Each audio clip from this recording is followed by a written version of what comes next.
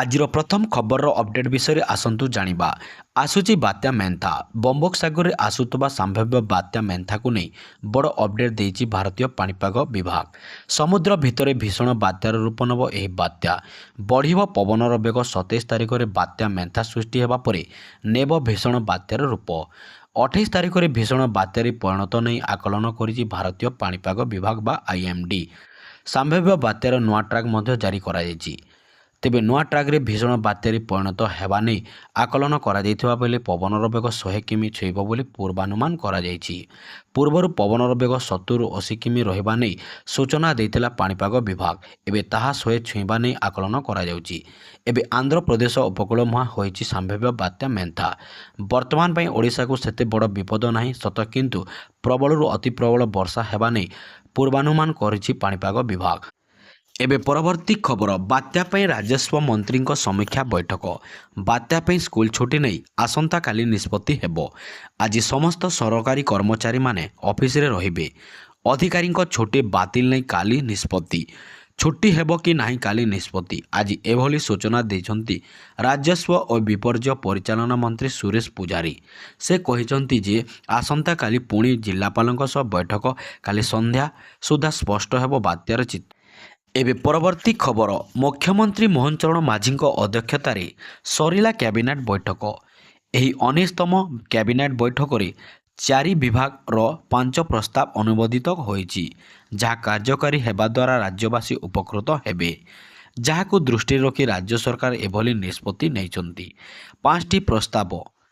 ଆଗାମୀ 10 ବର୍ଷ ପାଇଁ 200ଟି ଇ-ବସ୍ ରାଜ୍ୟରେ ଚାଲିବ, ଯେଉଁଥିରେ ପ୍ରଥମ କରି ଅନୁଗୁଳ, ଝାରସୁଗୁଡ଼ା, କେଉଁଝର ଓ ବାରିପଦାରେ 25 ଲେଖାଏଁ ନୂଆ ଇ-ବସ୍ ଚାଲିବ।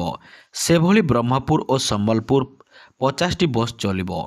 ଏଥିପାଇଁ 9,052.56 କୋଟି ଟଙ୍କା ଖର୍ଚ୍ଚ ହେବ।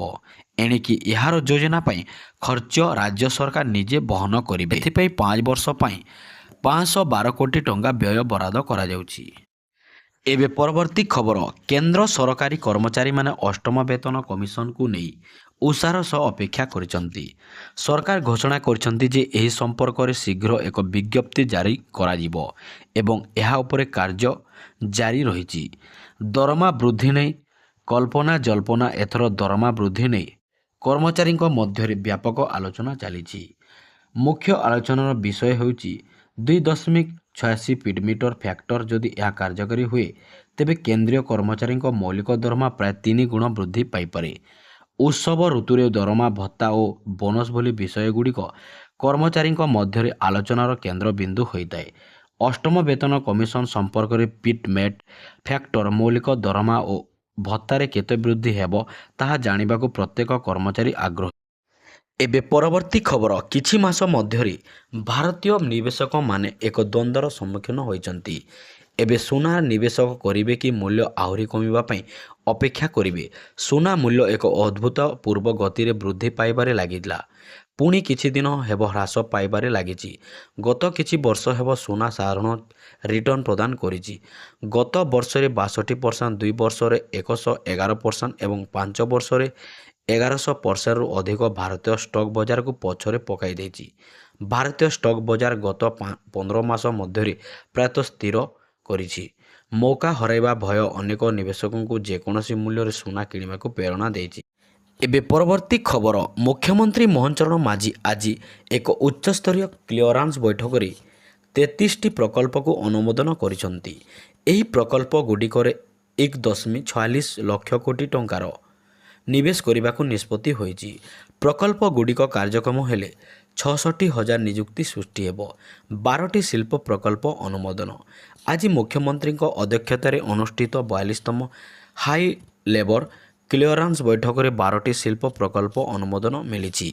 ଏଥିପାଇଁ 1,42,000 କୋଟି ଟଙ୍କାର ପୁଞ୍ଜିନିବେଶ ହେବ। 7ଟି ସେକ୍ଟରରେ 9ଟି ଜିଲ୍ଲାରେ ଏହି ପ୍ରକଳ୍ପ ହେବ। ଏହାଦ୍ୱାରା 50,000 ନିଯୁକ୍ତି ସୃଷ୍ଟି ହେବ। 12ଟି ପ୍ରକଳ୍ପ ମଧ୍ୟରେ ବଡ଼ ପୁଞ୍ଜିନିବେଶ ଆମଦାନୀ ଗ୍ରୁପର ପ୍ରକଳ୍ପ ରହିଛି। କୋଇଲାରୁ କେମିକାଲ ପ୍ରସ୍ତୁତି ଶିଳ୍ପ ପାଇଁ 84,000 କୋଟି ଟଙ୍କାର ପୁଞ୍ଜିନିବେଶ କରିବ ଆମଦାନୀ ଗ୍ରୁପ। ସେହିପରି ସ୍ପେସିଆଲ ଷ୍ଟିଲ୍ ଶିଳ୍ପ, ସେମି କଣ୍ଡକ୍ଟର, ଗ୍ରୀନ୍ ଏନର୍ଜି, ସୋଲାର